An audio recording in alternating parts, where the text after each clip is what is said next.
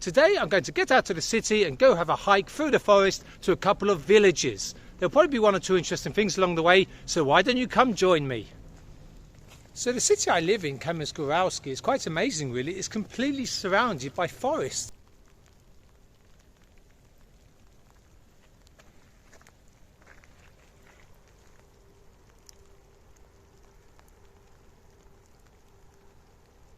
So as soon as I'm going to have to cross a rather precarious looking bridge here, I think I prefer it if it was a little bit straighter, a little bit angled, isn't it?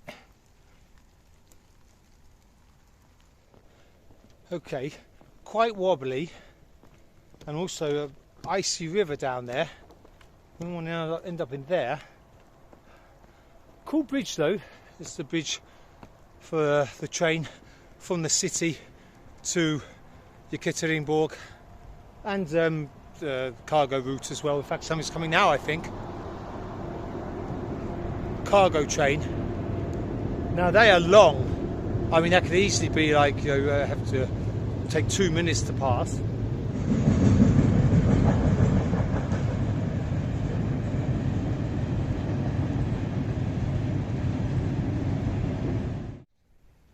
Good to see that Scarecrows are still alive and well.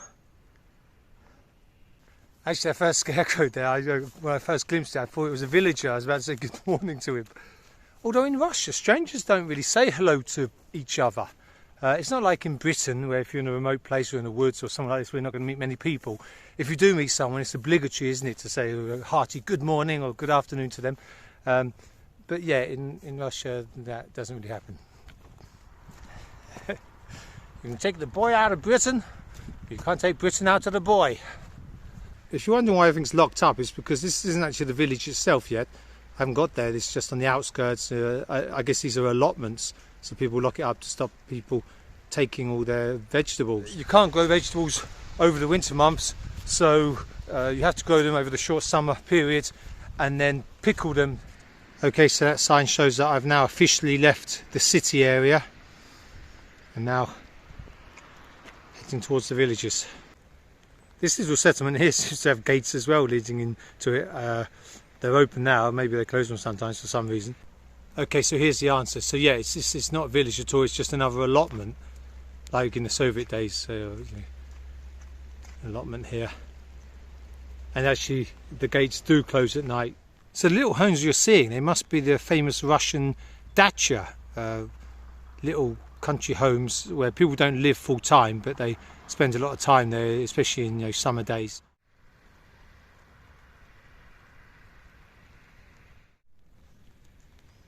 So a couple of immediate observations. Firstly, the standard of the roads in the villages are not particularly good, and secondly, aesthetically they're not that pleasing.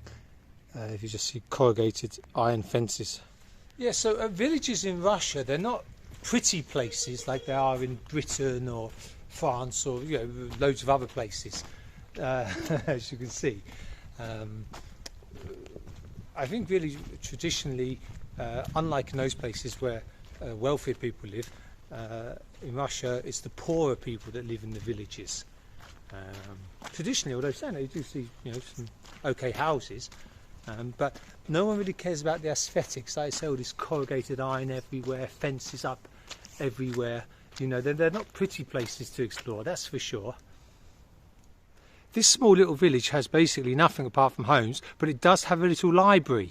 The Soviet Union claimed to be the most well-read country in the world, and reading was massive at the time, although I guess reading was quite big everywhere, wasn't it, before mobile phones. Now I thought this was a bus stop, but actually if you come round you see it's a well. I mean, if I don't get their water from the well, but it's still could be used. Just move this thing and then still get some water. So I'm planning to visit 2 villages today, or what we'd call villages in English, but they're actually 2 different types of villages. They've got different names. This first one is the Derevnya, which is a very small village, and after that I want to go to Selo, which is a bigger village. There's 1 or 2 little differences. I know technically speaking in English you've got other words for villages like hamlets and whatever, but basically we'd call both of these a village, but then there's a difference between the two. In Tsarist times, the difference between the two was that this didn't have a church, whereas the Selo was bigger and did have a church. Of course, when the Bolsheviks came, religion was kind of outlawed, so that didn't apply anymore. So we've got another one of these little makeshift bridges here.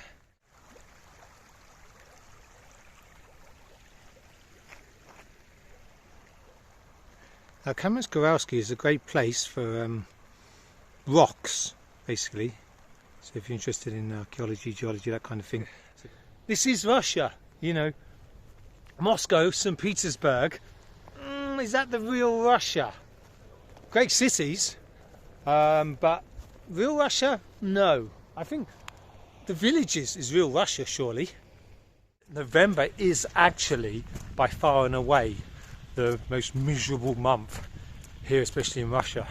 Now, although December and January are much colder and with less daylight hours and things like that, November is far more miserable because there's no snow yet. And actually, the snow obviously brightens places up, and especially at night time as well, with the moon reflecting off the snow, or the other way around. So that was the Derevnya. And if I walk up here for about 20 minutes or so, I should get to the Selo.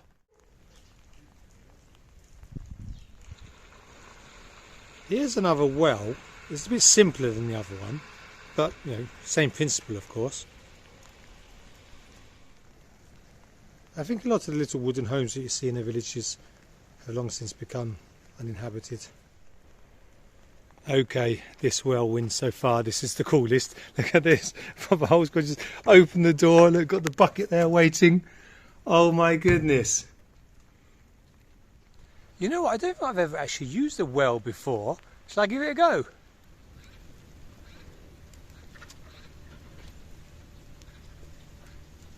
Wow. Even though it's now a full bucket, it's still surprisingly easy. It's a one-hand job.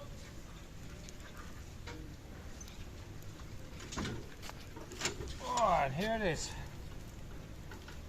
Let's try some, shall we? Oh, wow.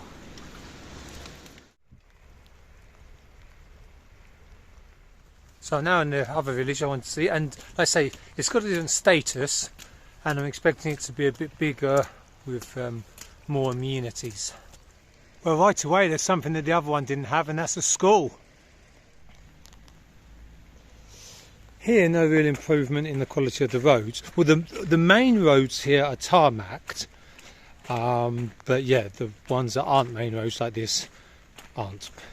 Don't know if you can see, it's everything has gone a bit foggy. It's not foggy. Someone's like burning something, wood or coal or something. You get to get the good old village smells. You don't get those smells in the city. That would appear to be a little culture palace. You can clearly see the year it was built there. It's only a small one, but got some nice artwork on the walls there depicting Russian villagers.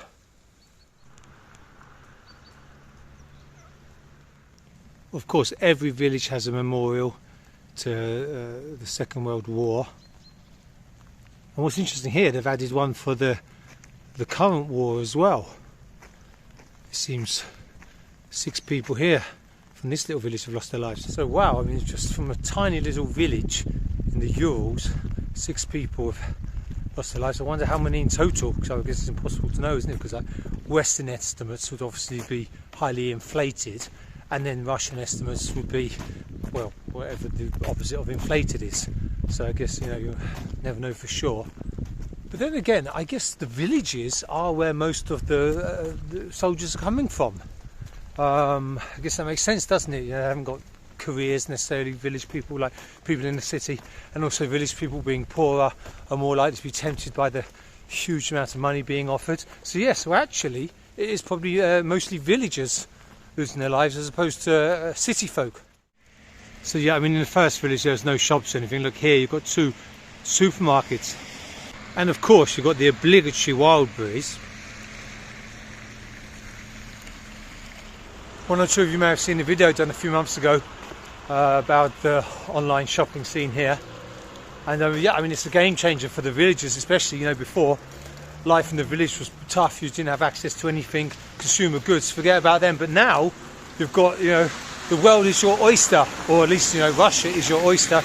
You can order goods from the comfort of your home from anywhere over Russia, and they'll be delivered to this little village, or whatever village you live in. I'm just going to walk back into the city now, which is the other side of the forest behind me. Just go across one more flimsy footbridge and then climb up into the forest there.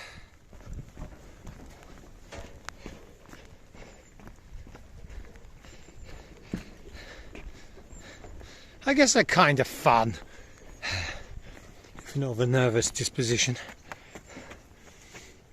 I know hiking is popular. I mean, two of my good friends are really into hiking. One of them, Danny, you might remember, if any of you go as far back as the days when I was Kyrgyzstan is cool, before pulling USSR. I remember Danny. He's a big hiker, and a lot of people really love hiking. And actually, although I don't hardly ever do it, I've really enjoyed today, despite the fact it hasn't stopped raining the whole time. Okay then, friends, just arrived back into semi-civilization. Thanks for joining me for the walk today. It took me about 3.5 hours, but obviously I'll compact it to the usual 10 minutes or so for you, just the all the main lowlights.